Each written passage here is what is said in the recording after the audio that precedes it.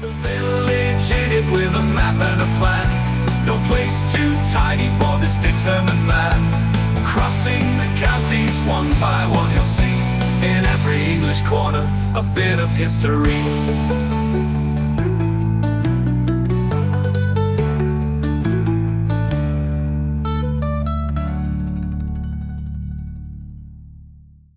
The Boston series is sponsored by Gainsborough Cycles 01427 617 752. For all your cycling needs, this is your one-stop shop located at 20 Ropery Road, Gainsborough, or online at gainsboroughcycles.com. There's a link in the description. Gainsborough Cycles, ask for Trevor Halstead. Hello people, welcome back to Boston for the weekend. I've got 2 episodes lined up for you today and tomorrow, which I've been looking forward to for quite a long time. You'll see why I've been looking forward to tomorrow's tomorrow. But as for today's, I've got a personal connection to this place. You see, when I was a kid, I came down here on a residential trip with my primary school, and I've not been back here since. So I'm kind of giddy and excited to see how it's all changed. Behind me there, you can see Hob Hole Drain. We know quite a lot about this because we covered this in a few previous episodes. You can find this in a tiny hamlet called Freiston Ings. This is the parish of Frieston.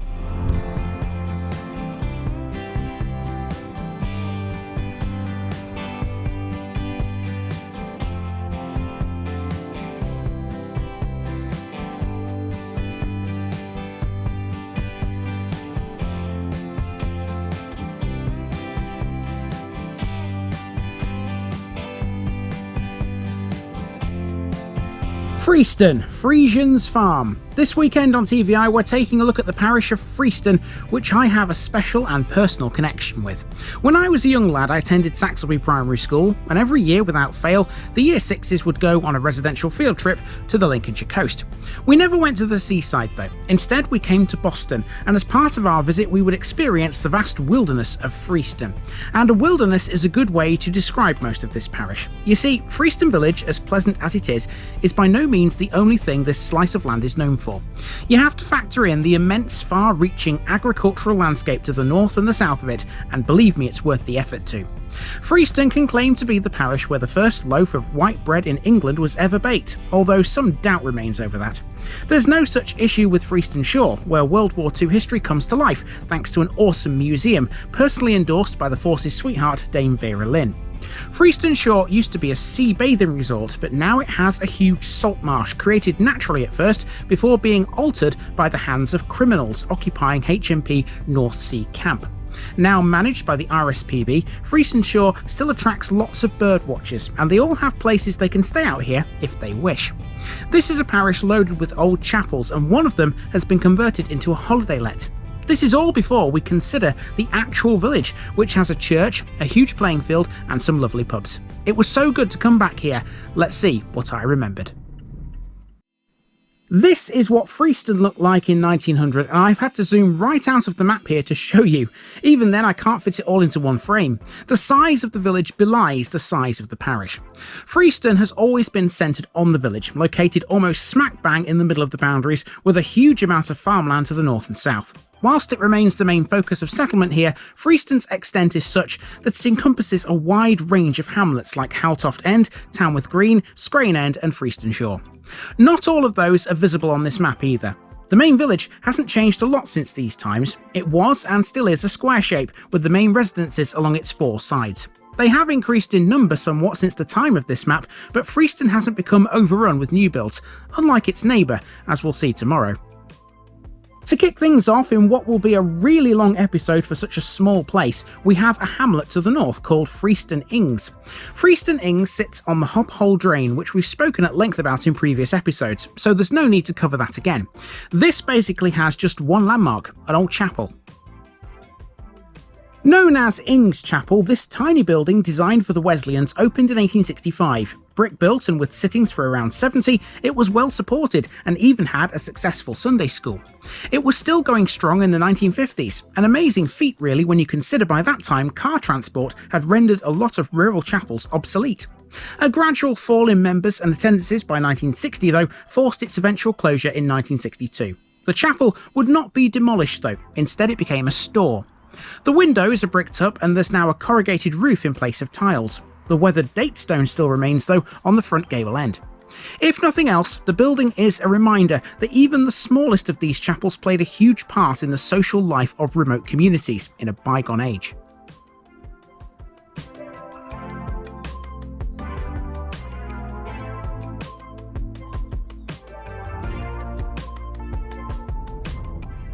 And remote is certainly how you describe Freiston Ings. This hamlet of scattered dwellings is situated off the beaten track to the east of Boston. Fun fact, by the way, the Greenwich Meridian passes through this parish. It slices its way through the land between Freiston Village and Hob Hole Drain.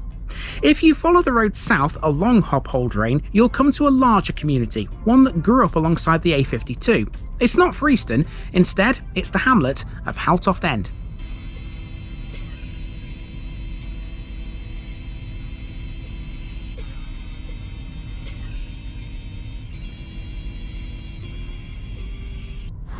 So you can perhaps think of Haltoft End as the northern end of Freiston, I suppose.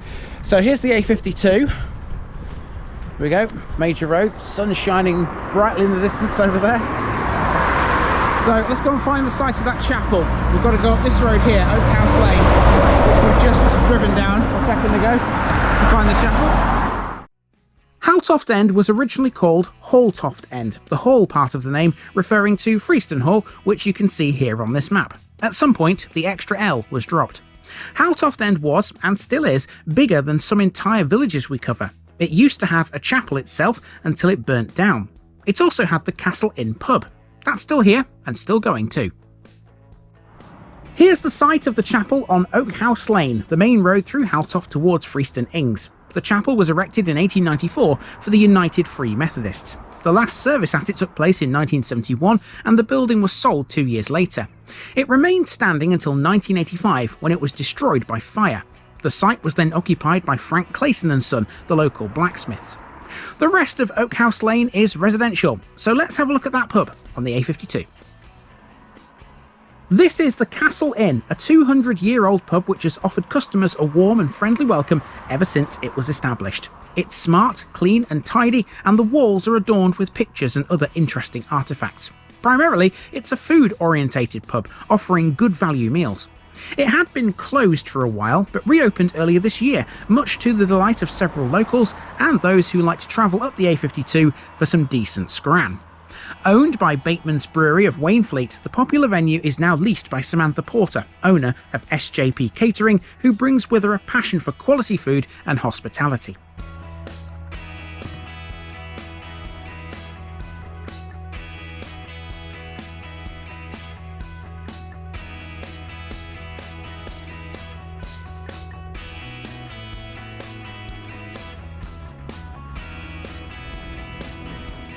Freiston Hall is a Georgian house, the only remaining part of a former 19th century farmstead which was a standard L shape.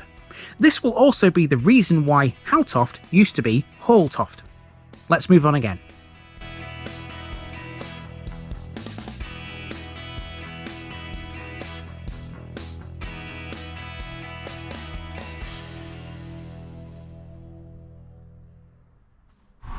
You know, if Haltoft End was a separate parish, it would make a decent video all by itself, quite frankly. But it's not, it's part of Freiston, and that means it's all in with this. So let's head down to Freiston Village now and have a walk around. It's about a mile away down this road here. Let's go and check it out. So now we're into the main Freiston Village, and that means it's time for a walk. Freiston is laid out in a square shape for the most part, with housing lining its four sides. A lot of what you see here is still here, including this chapel, the church, and the pubs. Freiston has gained a few bits since these days. Let's get started with one of those things. We start with this industrial estate to the west of the square, which has a few businesses of note. This estate is known as Enterprise Park.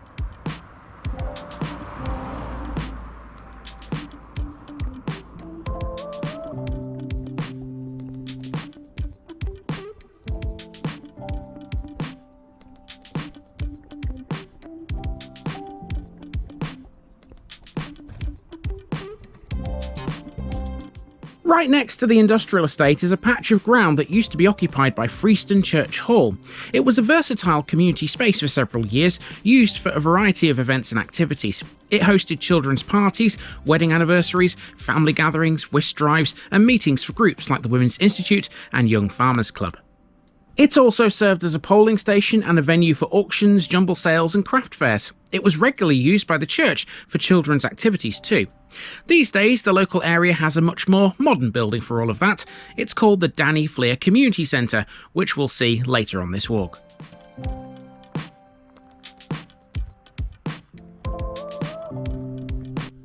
Turning onto Church End Road now, you'll note there are several houses on the right-hand side. They are a mixture of old and new, and some of them stand on the site of a historic house.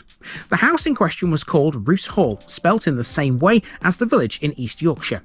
Roos Hall was a manor house built in the 18th century.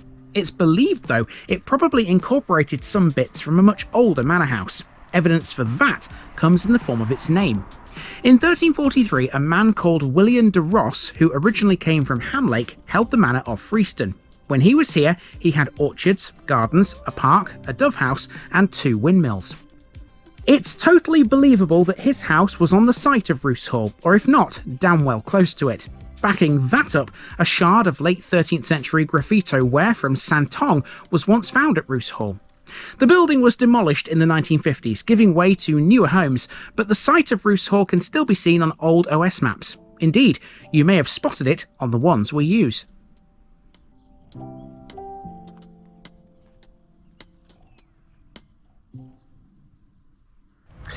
Okay, so far so good. I wasn't expecting that church hall to be demolished, people. On Google Maps you can still see the thing itself, but it's no longer there. I think it's only just come down. So yeah, that was a bit unexpected. Next we have a pub to see, and that's still very much standing. There are 2 pubs here in Freiston. This one here is called the Bull and Dog. Next we've got a pub. This is called the Bull and Dog, and it's been welcoming regulars and visitors through its doors since the first half of the 19th century, if not many years before. L-shaped in plan, the inn presumably began as 1 or 2 ground floor rooms, with additional rooms added over time. It has seen many renovations. The roof was previously thatched, believe it or not, but now that's given way to more modern tiles and dormers. Adjacent to the inn, to the right, is an old stable or barn, converted to residential use and now separate from the pub. The barn used to be a dance hall before the brewery sold it off. In the past, the gap between the 2 buildings served as the entrance to the yard at the back of the inn.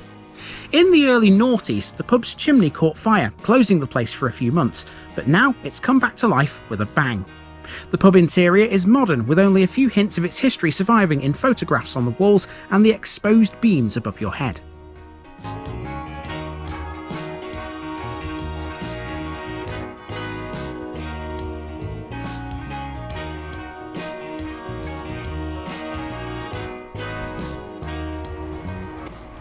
Over the road we've got Freiston's War Memorial. Now this is a parish that has huge links to both World War I and World War II, as we'll learn later, so this is by no means the only wartime thing we'll see here.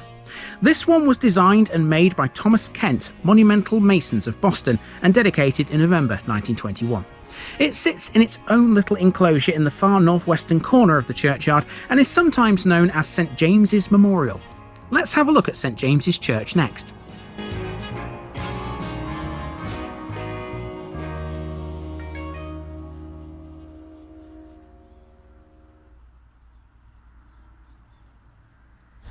And literally in the shadow of the War Memorial, there are, I count, 4 Commonwealth war graves.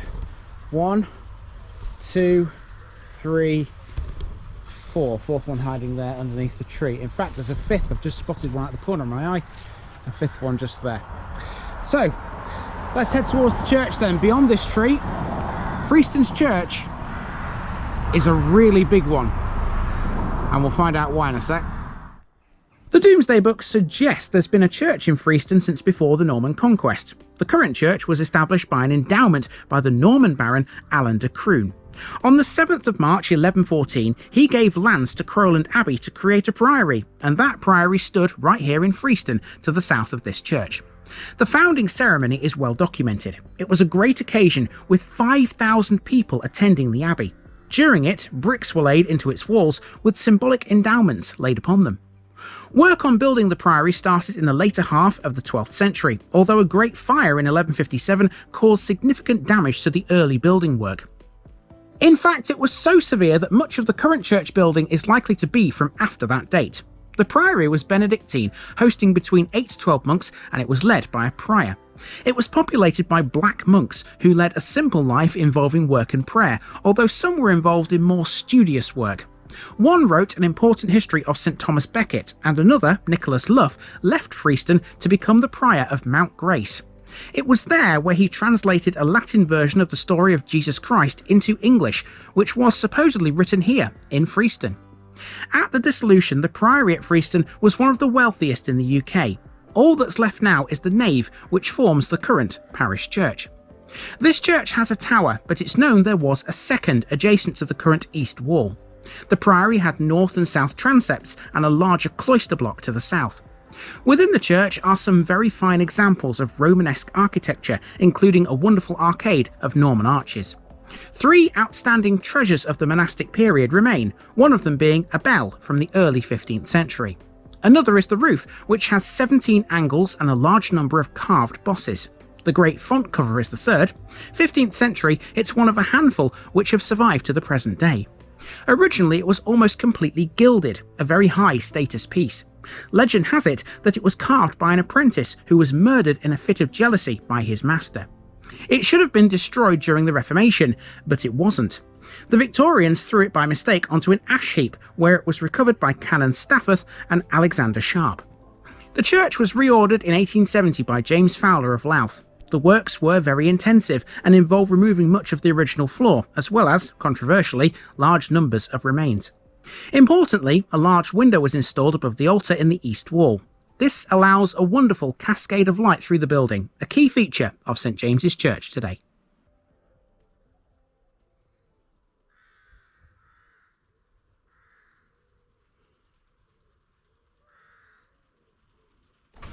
Okay, for this next bit, we've kind of got to go back on ourselves a little bit because Freiston's churchyard is so big, we've kind of missed quite a few bits and bobs by walking through it. So we head back up here towards the Bull and Dog. We'll see in a second. A butcher's shop and the actual village shop, both of which are dead opposite the church. Right there, you see. Church View is the next street, and this has Freiston's shops. There are 2. One is Watson and Stevens, a well-respected butchers.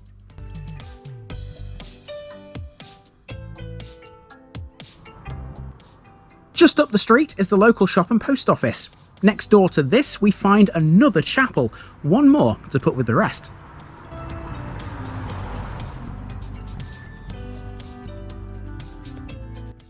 A former Wesleyan Methodist chapel, this is now in use as a house. It retains its history by way of its name, the Old Chapel. Well, there's nothing like being original, is there? The building has been much altered and extended since worshippers were here. Evidence in the north gable wall suggests that the building has been considerably heightened. The pitch of the roof was reduced at some point, and it appears to have been extended to the south by one bay, which provides the massive gabled street frontage with the date tablet of 1866. This is not the first chapel the village has had. A documentary source refers to a Wesleyan chapel in Freiston built in 1822, which had 75 children attending the Sabbath school in 1856. The early phases of the present chapel could represent that first one, but with the many alterations and extensions, you can hardly call it the same building now.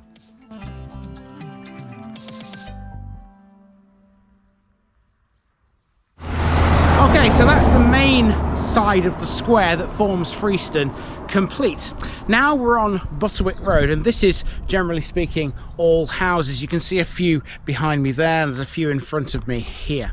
Now at the top of this road, we're going to take a left turn, and then the playing field will appear on the left-hand side. That's next. Freiston initially developed around this piece of land in a U shape. The fourth side of the square, Park Lane, is the latest addition, completing the quadrilateral. This has served as a venue for various social and civic events over the years. It was a hub for church-related gatherings, including Sunday school parties and Armistice Day parades. In essence, Freiston Playing Field was and still is more than just a recreational space. This is a central location for the community to come together. Freiston Football Club play here, and so too do the Village Cricket Club. Both make full use of the community centre at the heart of these playing fields, the Danny Fleer. Freiston Playing Field has been the centre of community for centuries, but of course it's only seen sporting activities in more recent times. It was originally known as the Bull Pasture.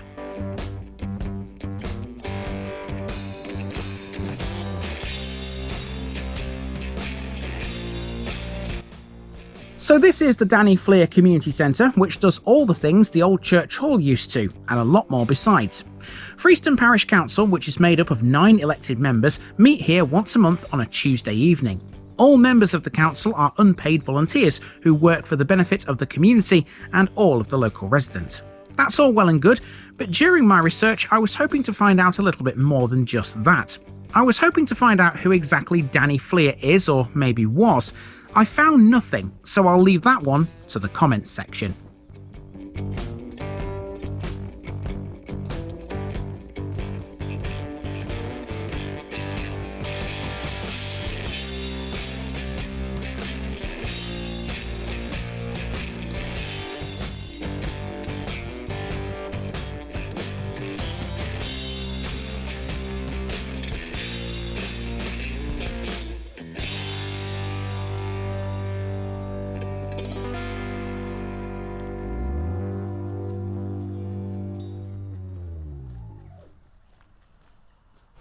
Okay, we're getting close to the start again, and the way to tell is that the industrial estate, where this walk did begin, is right there.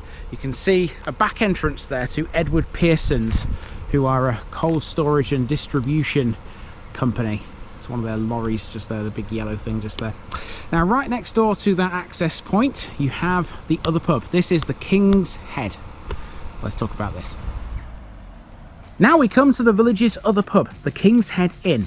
According to the pub's very own website, the King's Head dates back to the 1600s. The building is certainly old enough to date from that period, built as it is in a vernacular style thanks to local craftspeople. It originally had 1 or maybe 2 rooms constructed of stone or perhaps mud and stud, with a garret under a thatched roof. The roof is now tiled, although some original fabric may still lurk underneath. The external walls are consolidated with render. Inside, the pub retains some of its old world feel, with an open fireplace, a low ceiling with exposed beams and wall seating. At some point, the pub was extended towards the rear, doubling the size of the place.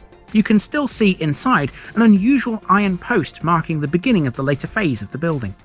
Now, the King's Head has a darts team. In 1961, they reached the National Darts Teams Championships in London, losing to the Clayton Arms from North Tyneside in the final. I can't imagine anyone has any aspirations of national glory at the moment. To be fair, just beating the Bull and Dog would do for many of the King's regulars today. Okay, we've almost made it all the way around the square. We're almost back to Priory Road, which is here, right there. And if I turn to the right, we are back to Freiston Enterprise Park, the industrial estates where we began. Lots of houses here in Freiston. That's what gives it its quite large population, quite frankly. No chance, of course, of capturing every single house. It's impossible. Anyway, so next we need to go a bit cross country, because we've dealt with the main village, but Freiston Parish stretches all the way to the coast, and between here and there's quite a lot to talk about. This is the bit I'm quite excited about. To the south of the village, everything gets a little more piecemeal in terms of its layout and structure. There are several hamlets out here which have loosely defined borders. Namely, these are Freiston Shore, Scrane End and Tamworth Green, and we're about to head through the latter. On our travels, we'll encounter a house with a bready past. To get to Tamworth Green, we have to pass the site of 2 former manor houses. Now, there were several manor houses out here, so it's important to distinguish them from each other. Via Church End Road, you pass the sites of Coupledyke Hall and Peachy Hall. Coupledyke Hall is on the left, just after you leave the village. It was of medieval origin, with the first mention of the Coupledyke family being in 1250. The house was totally modernised in 1804 and it still stands, now acting as a farmhouse.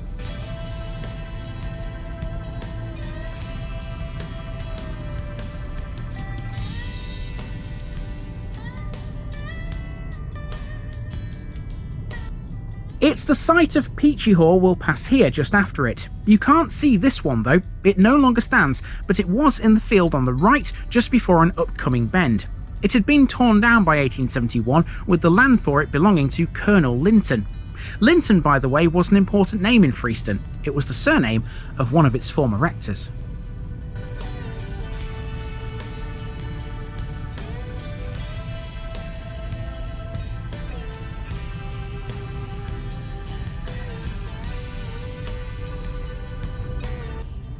Tamworth Green doesn't have a lot. It's really just a collection of farms and farm buildings. There's a few dwellings thrown in for good measure. There were once a few windmills out here. In fact, there was one at a house on the bend after Peachy Hall once. That was marked on the map. Did you spot it?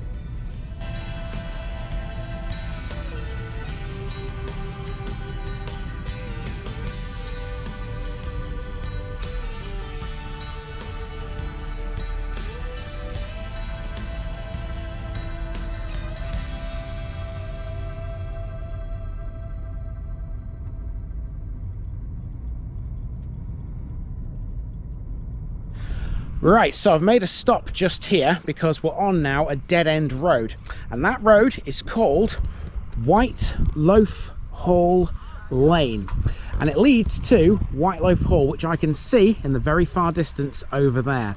Now, this house has got a bit of a claim to fame.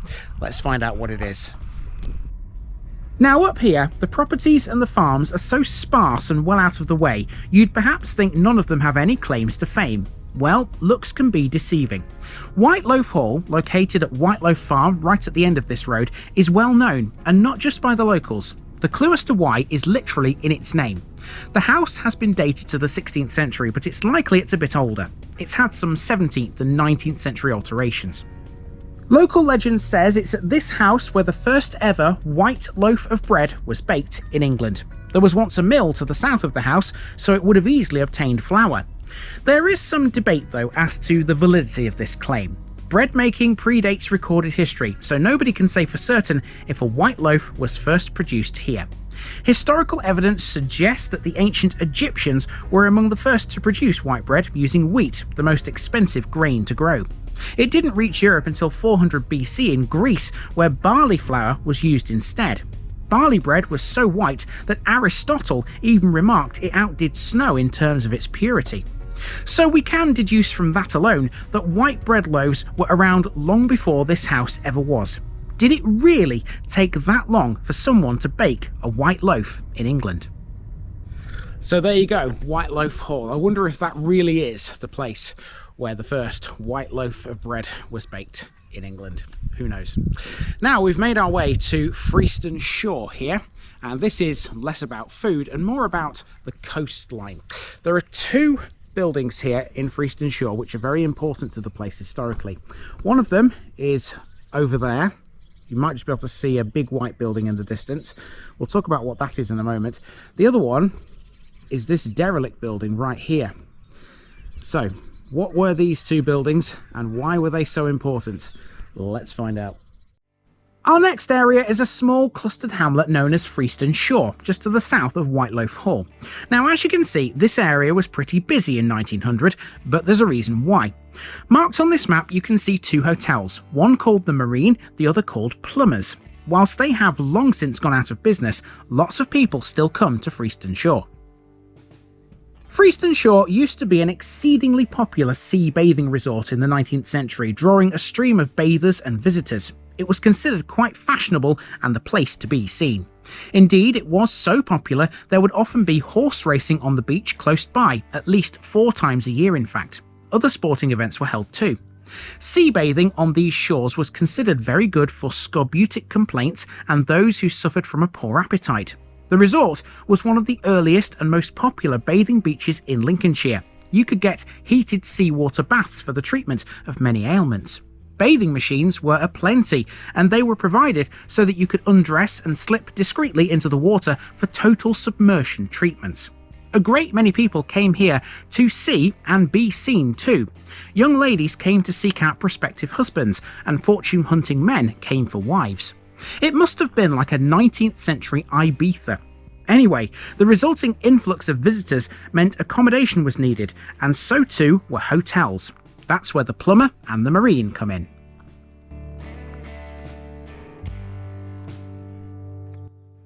So here's the Marine, or what's left of it. It was originally called the Anchor before it was renamed in 1856. It was quite the establishment, this. It had 31 guest rooms, stabling for 28 horses, and room for coaches on the opposite side of the road. The hotel also had a party room and was connected to the sea bank by 2 bridges. Both the Marine and Plummers are Grade 2 listed, but as you can see, the Marine is now nothing more than a ruin. It looks nothing like its former self, but it must have been a sight to behold.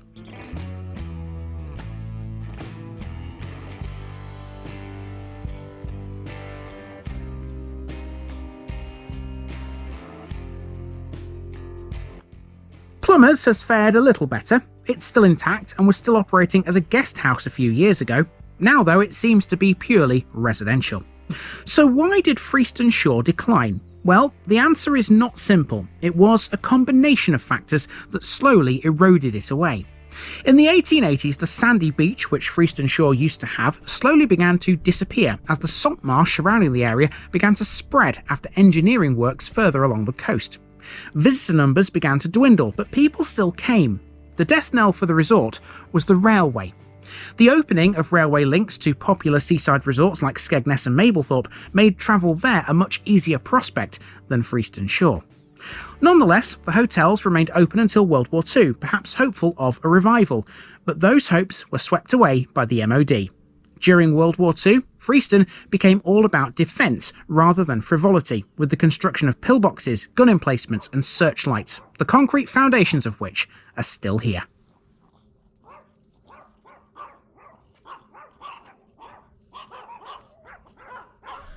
Okay, so round the back of the Plumbers Hotel, you have the shoreline, or what used to be the shoreline. That sandy beach has disappeared now. This is what you can see instead.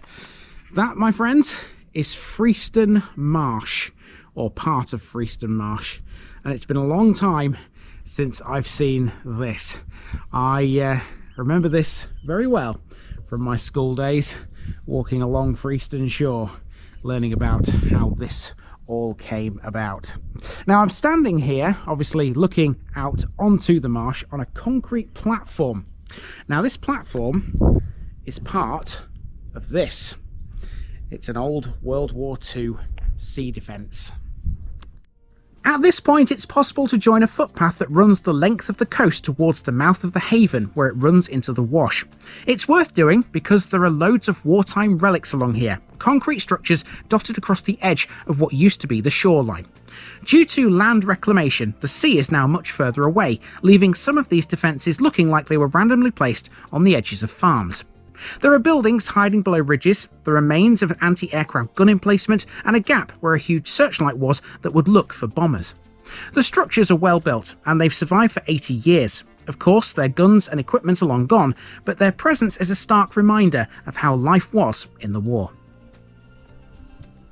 And that brings us to the modern reason why people come to Freiston Shore. This is a museum called We'll Meet Again, and it's dedicated to the area's World War II history. This preserves the history of World War II in Freiston, but also much further afield. Specifically, it focuses on the home front, civilian contributions to the war effort on home soil. It houses a large collection of artefacts from both World War I and World War II, and is ideally located for such purposes, given it's right next to those old defences. The museum also features a Lancaster bomber cockpit replica, virtual reality experiences, and a cafe too. School trips also come here frequently. The museum offers a teaching experience for children in a safe environment. The whole thing was the brainchild of a husband and wife team, Paul and Linda Britchford. Originally, they operated a mobile war museum that visited schools, but after putting a ton of effort into making several large buildings that resemble aircraft hangars, the museum opened in 2018. The museum's name is a reference to the famous wartime song We'll Meet Again, sung by the national treasure Dame Vera Lynn. Honorifically known as the Force's sweetheart, Dame Vera often performed for troops in Egypt, India and Burma during the war as part of the Entertainment's National Service Association. We'll Meet Again was her most famous song, but others included There'll Be Bluebirds Over the White Cliffs of Dover and A Nightingale Sang in Berkeley Square. Dame Vera herself, at the grand old age of 101, personally endorsed the name of this museum when it opened. 2 years later, Lynn died from pneumonia and was given a military funeral. Now, this museum isn't Freiston's only connection to wartime, as we'll see at the end of this video. Now, to get to our next area, we need to follow the road that runs past the museum. It goes to another small hamlet called Scrane End, where there's yet another chapel. They do like them down here, don't they? So here's a bit about Freiston Marsh and the huge nature reserve you can find in these parts today in place of that old sandy beach that bathers used to flock to. The development of the reserve began totally naturally thanks to a process called coastal accretion. Back in my fieldwork days, we called it deposition. Simply put, coastal accretion is the process by which sediment, usually sand, is deposited on a beach by the tide. Essentially, it's the opposite of erosion. In Freiston's case, accretion on the beach led to the formation of a salt marsh, and eventually it was no good for seabathing, as you can imagine.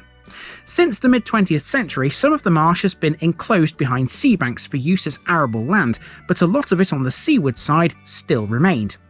Although the creation of farmland was seen as a good thing, it caused problems such as erosion and a severe flood risk. So in the year 2000, part of the sea bank was deliberately breached, opening it to the tides as part of a policy of managed realignment. This took the pressure off the defences with the aim of prolonging their life. As a result, some 66 hectares of tidal salt marsh was re-established, helping to soak up wave energy.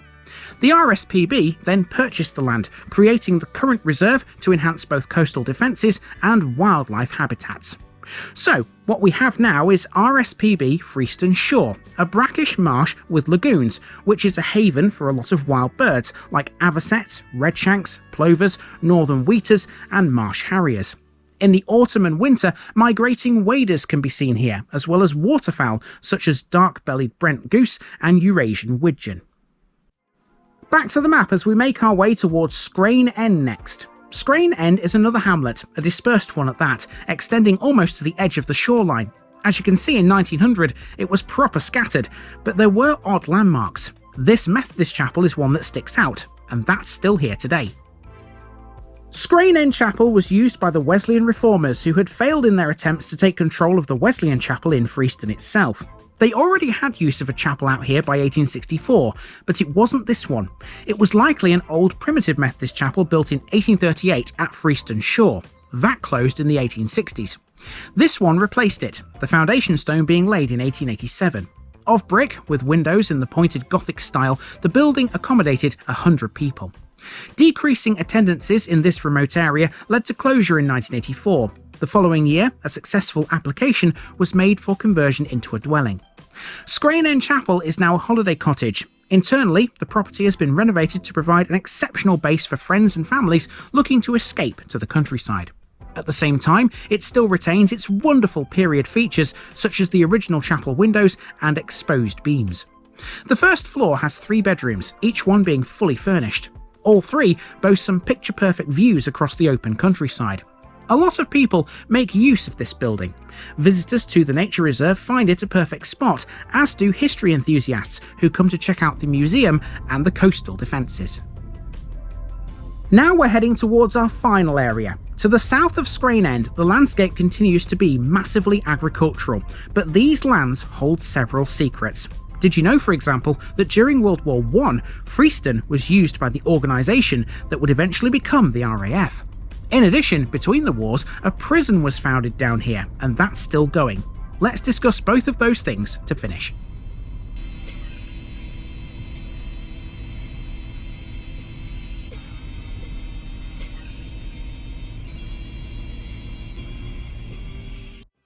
RAF Frieston, located right on the North Sea shore about 8 miles away from Boston, was in operation during World War I only. It was only a short-lived station.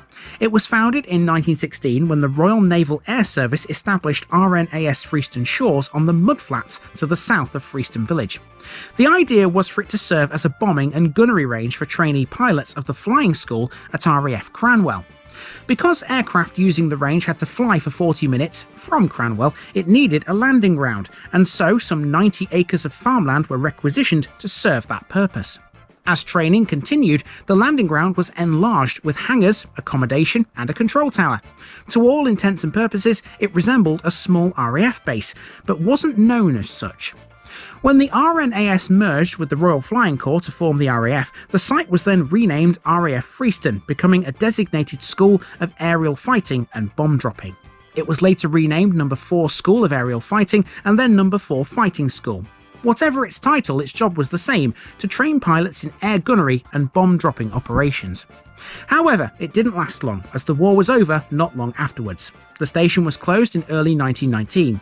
Several of the remaining buildings were then destroyed by a severe gale. The only remains of RAF Frieston which can still be seen today are the foundations of the headquarters building. You can also make out one of the grass landing strips on overhead maps.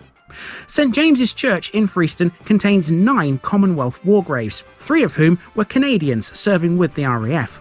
All 3 were killed in flying accidents during training at RAF Freiston. HMP North Sea Camp is a Category D open prison for men only, located within touching distance of the former RAF base. North Sea Camp opened as a borstal in 1935, having been established by a group of borstal trainees who had been marched cross-country from Stafford. They set up a campsite and immediately began work building a seawall to protect the site from the North Sea. Once complete, they began reclaiming land by building a further seawall, and that land then became the prison's farm. Until the sale of some adjacent land in 2004, HMP North Sea Camp had the biggest prison farm in the UK, most of it being on land reclaimed from the Wash. You might think, with this one being so close to the North Sea, that it would make it a little harder for inmates to escape. Not so. North Sea Camp has seen lots of absconding. A total of 339 prisoners have escaped from this place since 1996. One was Paul Robson, jailed for life in 2000. He absconded in 2022, although he was recaptured 4 days later, thankfully. Lord Ramsbottom, a former Chief Inspector of Prisons for England and Wales, was quoted in a BBC documentary as saying, "It's not secure, it's understaffed, it's under-resourced, and you've got a lot of people who, quite frankly, should not be in those conditions." North Sea Camp has housed a few notable inmates, including former Louth MP Geoffrey Archer between 2001 and 2002. While serving time here, he was often sent out to work at Lincoln's Theatre Royal. He's not the only well-known man to have graced these walls. Another is Gary Hart, guilty of causing the Selby rail crash in 2003. He was convicted of 10 counts of causing death by dangerous driving and sentenced to 5 years. And then there's Andrew Malkinson, wrongly convicted of rape in 2003. He would have been eligible for release after 6.5 years of imprisonment, but he couldn't be let out. That's because he always maintained his innocence, which under UK law makes a person ineligible for parole. He was finally declared innocent by the Court of Appeal in 2023. The case has been academically studied as a severe miscarriage of justice. Malkinson, it's believed, served the second longest amount of time as such, behind only Stephen Downing. On the sea bank between Freiston Marsh and the firmer ground that the prison stands on, there's a lovely stone monument, officially listed on Google Maps as the Sir Alexander Paterson Memorial. Despite that, it's more accurately dedicated to the men who first began creating the sea defence from 1936 onwards, which now protects 80,000 hectares of land. Sir Alexander Paterson, the man who the monument is named after, was born in 1884 in Bowdon, Cheshire. He was a penologist. It was he who modified the progressive borstal system of English reformatories for juvenile offenders. Before serving as a prison commissioner, Paterson had worked with discharged borstal boys. He was therefore well qualified to undertake reform of the system. The borstal system had been implemented in 1902 by Sir Evelyn Ruggles Bryce at a place called Borstal in Kent. Among Paterson's innovations was the introduction of the borstal house system, in which groups of delinquents lived in individual houses. Each house had its own trained and dedicated house master and house staff who tried to influence the boys by good example, and a training programme that included hard but interesting work.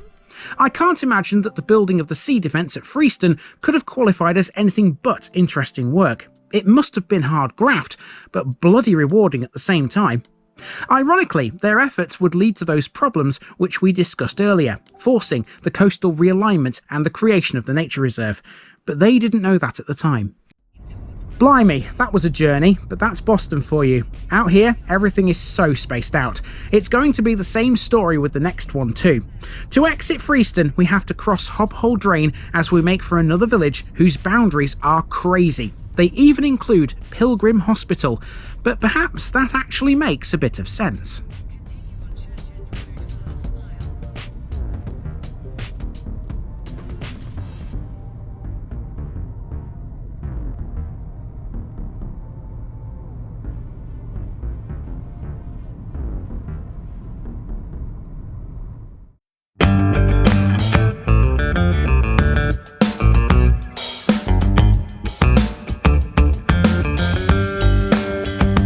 Now, just before I go, remember, this video is part of a huge project to visit every civil parish in England. That's more than 10,000. These routes are pre-planned, and due to time constraints, I can't cover every detail or walk down every street. Please don't complain if this video missed something out. I pronounce names how I choose to. I am very aware that local dialect may vary, and I don't take kindly to criticism about this. You've been warned. It's impossible to know everything too. If this video was terrible, make your own. If you're a regular watcher of The Village Idiot, you're not the only one. If you've got a small business, why not use my videos to advertise it? Leave a comment below if you're interested. And finally, thanks for watching this episode, everybody. Give us a like and a subscribe if you've enjoyed this episode, and share it with your friends and relatives. It all helps to keep this mission going. Until next time, I've been Andy, also known as The Village Idiot, and I'm out.